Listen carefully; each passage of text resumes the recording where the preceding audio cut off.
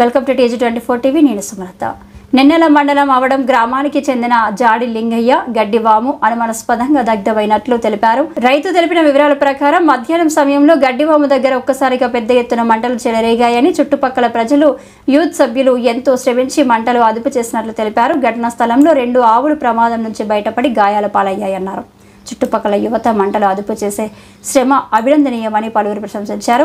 గడ్డివాము విలువ ₹1,00,000 పైగా ఉంటుందని, నష్టపరిహారం అందించి ఆదుకోవాలని రైతు కోరుతున్నారు.